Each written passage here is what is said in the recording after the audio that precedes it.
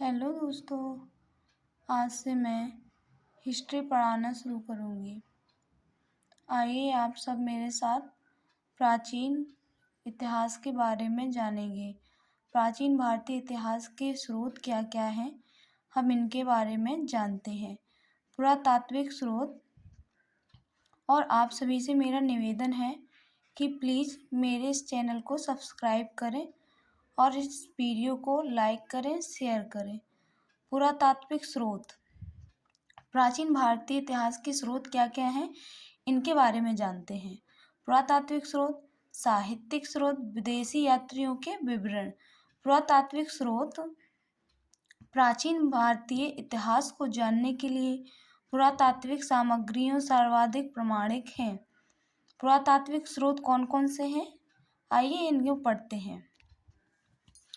अभिलेख, मुद्राएं, स्मारक एवं भवन, मूर्तिकला, चित्रकला, अवशेष। अभिलेख पाषाण शिलाओं, स्तंभों, ताम्रपत्रों, दीवारों, मुद्राओं एवं प्रतिमाओं पर उत्खनित हैं। अभिलेखों के अध्ययन को एपिग्राफी कहते हैं। अभिलेखों के अध्ययन को क्या कहते हैं? एपिग्राफी कहते हैं।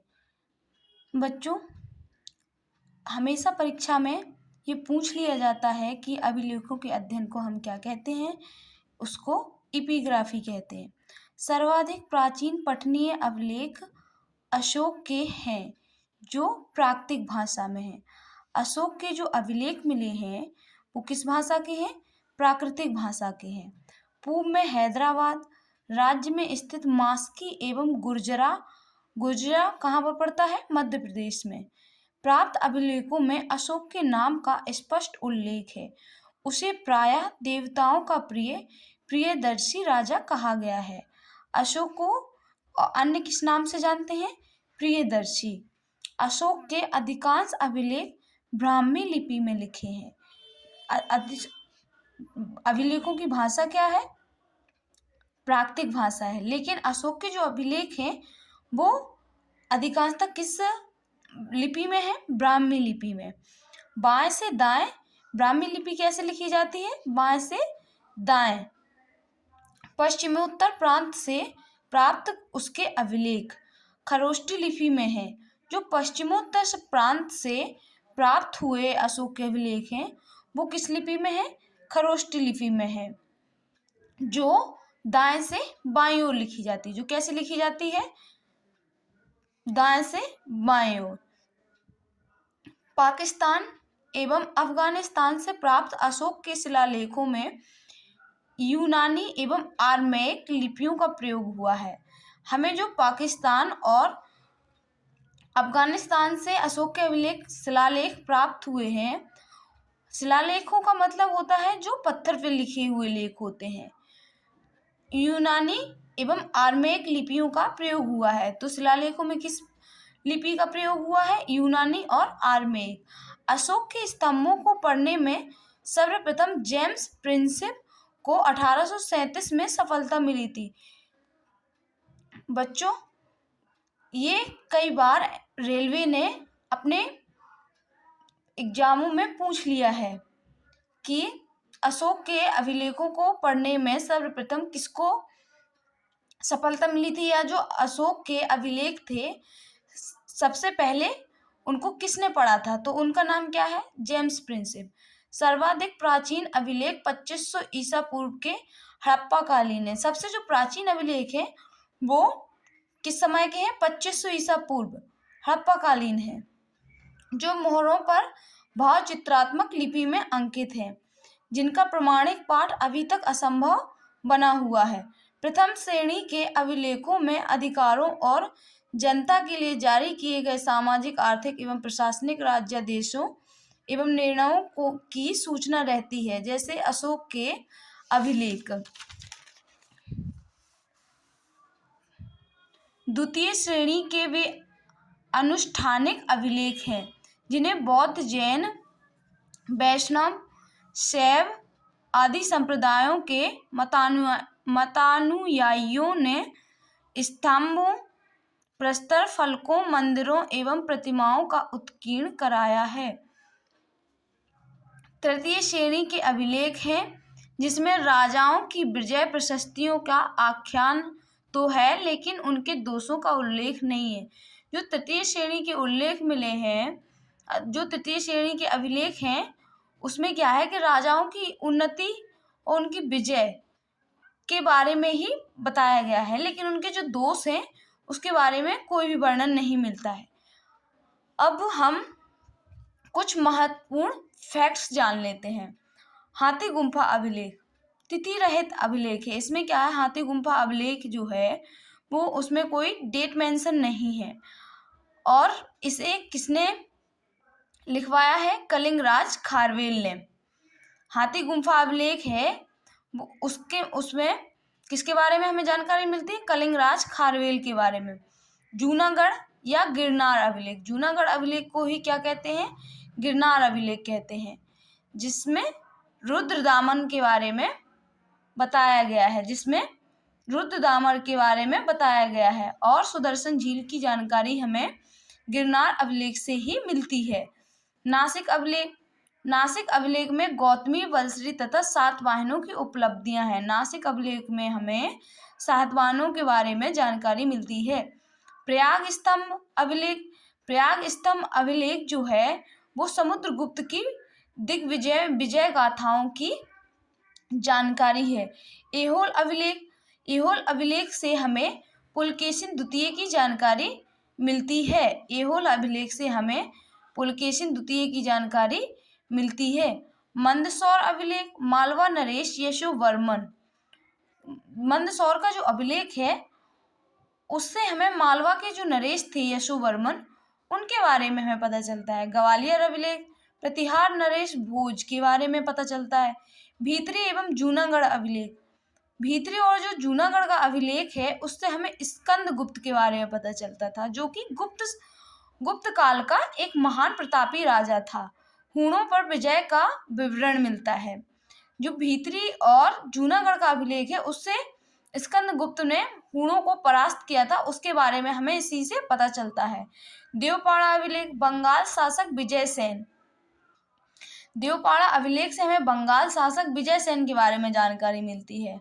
बांसखेड़ा और मधुवन अभिलेख, बांसखेड़ा और जो मधुवन अभिलेख है उससे में हर्षवर्धन की उपलब्धियों पर प्रकाश डाला गया है। बांसखेड़ा के जो अभिलेख हैं उसमें हर्षवर्धन की जो उपलब्धियां हैं, हर्षवर्धन ने जो कार्य किए हैं उसके बारे में हमें संपूर्ण जानकारी मिलती है। बालाघाट एवं कार्ले अभिलेख, बालाघाट और जो कार्ले अभिलेख है उसमें सातवाहनों की उपलब्धियां मिलती हैं। एक तो बालाघाट सातवाहनों की उपलब्धियों के बारे में जानकारी किससे मिलती है? बालाघाट एवं कार्ले अभिलेख से। दूसरा, नासिक अभिलेख से भी हमें सातवाहनों के बारे में जानकारी मिलती है। अयोध्या अभिलेख शुंगों की उपलब्धियां मिली हैं। अयोध्या अभिलेख से हमें शुंगों के बारे में, शुंग वंश की जानकारी मिलती है, उसके राजाओं के बारे में, उसके राजाओं की क्या क्या नीतियां रही हैं, कैसे कार्य किया है, उस सभी बातों की जानकारी हमें अयोध्या अभिलेख से मिलती है। भरूच अभिलेख ये बहुत महत्वपूर्ण है।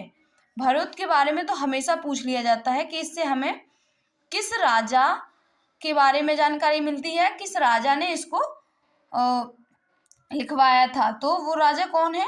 शुंग नरेन। शब्द खुदे होने से शुंगों द्वारा निर्मित है। इससे भी हमें किसके बारे में पता चलता है? शुंगों की जानकारी प्राप्त होती है कि ये, इससे महान प्रतापी राजा शुंगों के बारे में ये जानकारी देता है। एरण अभिलेख में भानुगुप्त के बारे में हमें पता चलता है। इसमें सती प्रथा का पहला लिखित साक्ष्य है। हमें सती प्रथा जैसी चीजों की जानकारी हमें किससे मिली है? भानुगुप्त अभिलेख से मिली है कि सती प्रथा होता क्या है और इसके क्या क्या दुष्परिणाम होते थे, ये सारी चीजें हमें एरण अभिलेख से मिलती हैं। इसके बाद हम देखते हैं जो मतलब और भी, पहले तो जेम्स प्रिंसेप ने पढ़ा इसको, और भी जो विद्वान थे उन्होंने पढ़ा, उनके बारे में जानकारी देखते हैं। गैर राजकीय अभिलेखों में यवन राजदूत हेलियोडोरस का बेशनगर पहले किसका पुराना नाम था?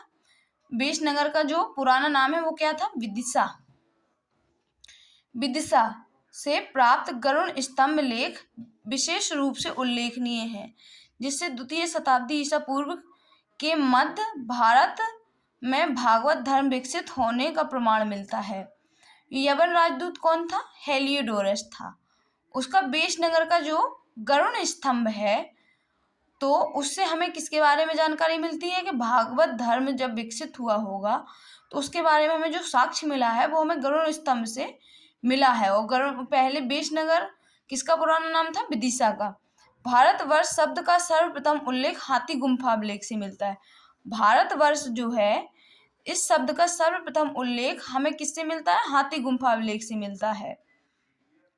और हाथी गुम्फा अभिलेख से हमें किस राजा के बारे में जानकारी मिलती है? वो राजा का नाम है कलिंग राज खारवेल। खारवेल के बारे में हमें हाथी गुम्फा अभिलेख से पता चलता है। दुर्भिक्ष शब्द का सर्वप्रथम उल्लेख सोहगौरा अभिलेख से मिलता है कि दुर्भिक्ष क्या होते थे। इस शब्द का जो उल्लेख है वो सोहगौरा अभिलेख से मिलता है। एरण से प्राप्त बराह भगवान पर हूण राज तोरमाण का लेख अंकित है। भूमि अनुदान पत्र ये प्रायः तांबे की चादरों पर उत्कीर्ण है।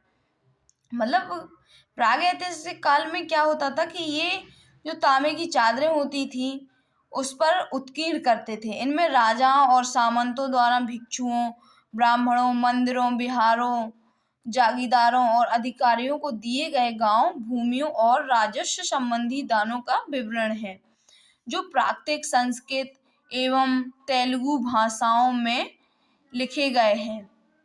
विदेशी अभिलेख कौन कौन से हैं? विदेशों से प्राप्त अभिलेखों में एशिया माइनर में बोगजकोई नामक स्थल से लगभग 1400 संधि पत्र अभिलेख मिला है, जिसमें मित्र, वरुण, इंद्र एवं नासत्य नामक वैदिक देवताओं के नाम उत्कीर्ण हैं। मिस्र के तेलुअल अमनों में मिट्टी की कुछ तख्तियां मिली हैं, जिन पर बेबीलोनिया के कुछ शासकों के नाम उत्कीर्ण हैं, जो ईरान व भारत के आर्य शासकों के नाम से जाने जाते हैं। पर्सिपोलिस एवं बेहस्तून अभिलेखों से ज्ञात होता है कि ईरानी सम्राट द्वारा प्रथम से सिंधु नदी पर अधिकार कर लिया था। 206 ईसा पूर्व से लेकर 300 ईसा पूर्व के भारतीय इतिहास का ज्ञान हमें मुख्य रूप से मुद्राओं की सहायता से प्राप्त होता है। इसके पूर्व के सिक्कों पर लेख नहीं है और उन पर जो चिन्ह बने हैं उनका ठीक ठीक ज्ञान नहीं है। ये सिक्के आहत सिक्के कहलाते। पहले जो प्रागैतिहासिक काल में जो सिक्के चलते थे उन्हें हम क्या कहते थे? आहत सिक्के कहते थे। मुद्राओं का उपयोग दान, दक्षिणा, क्रय विक्रय तथा वेतन मजदूरी के भुगतान में होता था। मतलब जो आज भी वही काम होते हैं, मुद्रा, पैसे, रुपए का, वो पहले के जमाने में भी वही काम किया जाता था। जैसे दान में किसी को दे दिया मुद्राएं, क्रय विक्रय कर लिया, किसी से खरीदारी, वेतन किसी की दे दी, मजदूरी भी दे दी। शासकों की अनुमति से व्यापारिक संघों, श्रेणियों ने भी अपने सिक्के चलाए थे। सर्वाधिक मात्राएं में मुद्राएं मौर्योत्तर काल की मिलती हैं, जो सीसा, पोटिन, तांबा, कांसे, चांदी तथा सोने से बनी है। सर्वाधिक मात्रा में मुद्राएं किस काल की हैं? मौर्योत्तर काल की हैं।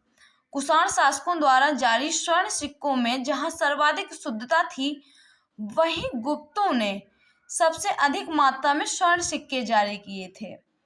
धातु के टुकड़ों पर ठप्पा मारकर बनाई गई बुद्धकालीन आहत मुद्राओं पर पेड़, मछली, सांड, हाथी, अर्धचंद्र आदि वस्तुएं बनी थी। बुद्धकालीन जो आहत मुद्राएं थी उन पर क्या क्या चिन्ह थे? पेड़ था, मछली थी, सांड था, हाथी, अर्धचंद्र, ये सारी वस्तुएं जो थी उस पर बनी हुई थी। मुद्राओं से तत्कालीन आर्थिक दशा तथा संबंधित राजाओं की साम्राज्य सीमा का भी ज्ञान हो जाता। जो मुद्राएं होती थी वो हमें राजा की क्या आर्थिक स्थिति बताती थी उस टाइम की, उसकी साम्राज्य की जो सीमा थी उसका विस्तार के बारे में ज्ञान जो हमें किससे होता था? मुद्राओं से पता चलता था। कनिष्क के सिक्कों से उनका बौद्ध धर्म का अनुयायी होना प्रमाणित होता है। जो कनिष्क था राजा, जिसके समय में चौथी बौद्ध संगीति हुई थी, उसकी हमें ये जानकारी कि वो बौद्ध धर्म का अनुयायी था, उसकी जानकारी हमें किससे मिली है? जो सिक्के होते थे उनसे हमें ये पता चला है कि वह बौद्ध धर्म को मानता था।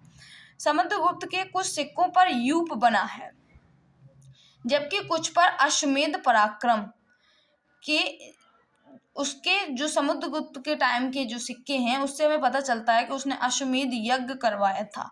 वो कितना महान प्रतापी राजा होगा, सोचो कि जिसने अश्वमेध यज्ञ करवाया। उसके सिक्कों में और वीणा बजाते हुए भी दिखाया गया है। माँ सरस्वती की मूर्ति का भी उत्कीर्ण है।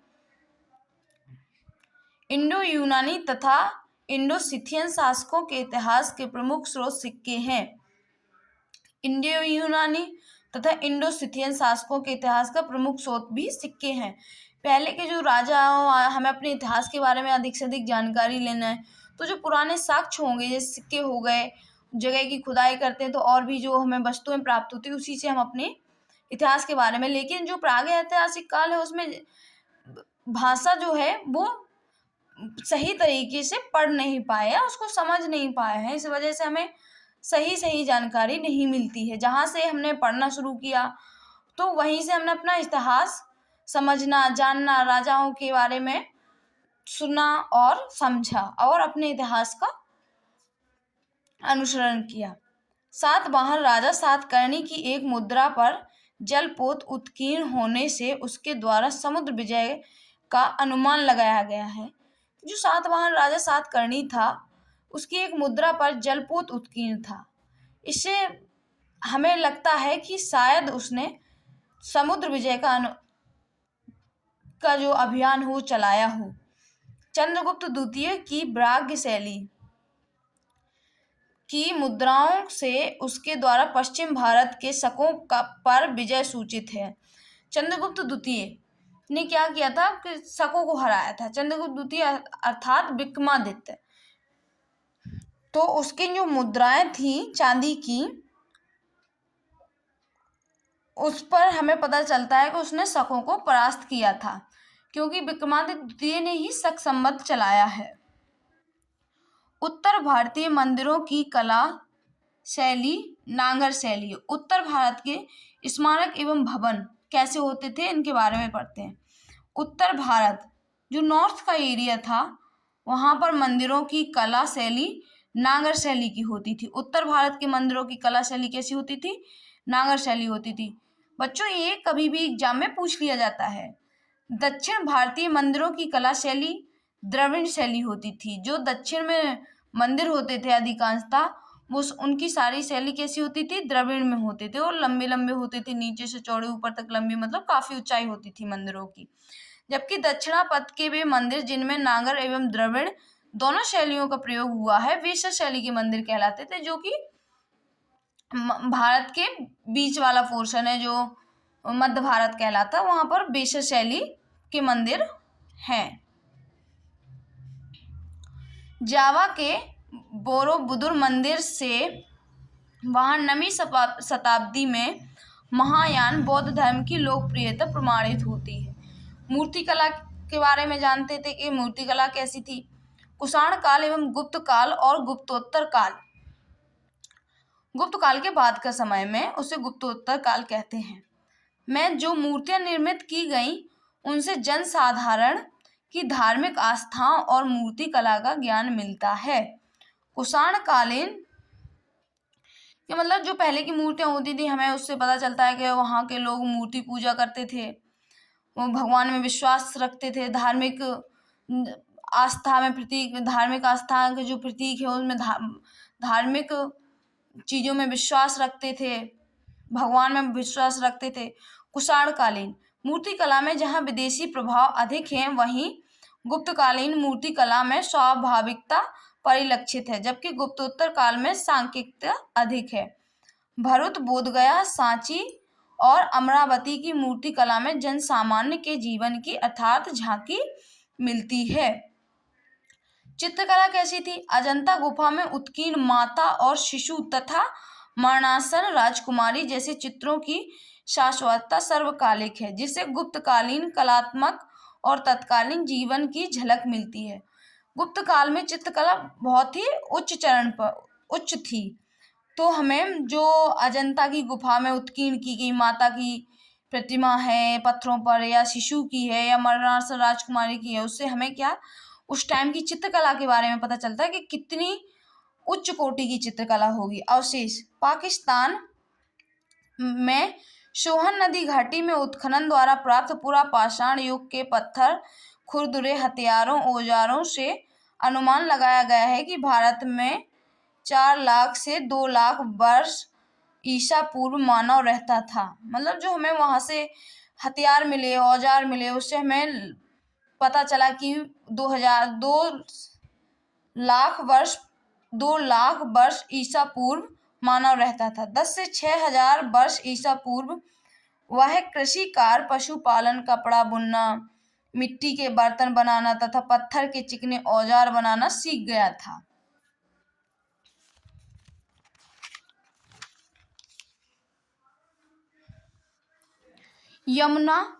गंगा यमुना के दोआब में पहले काले और लाल मृदभांड। यह कभी भी पूछ लिया जाता है कि गंगा यमुना का जो दोआब था उसमें हमें काले और लाल मृदभांड और फिर चित्रित भूरे रंग के मृदभांड प्राप्त हुए हैं। मोहनजोदड़ो में 500 से अधिक मोहरें प्राप्त हुई हैं।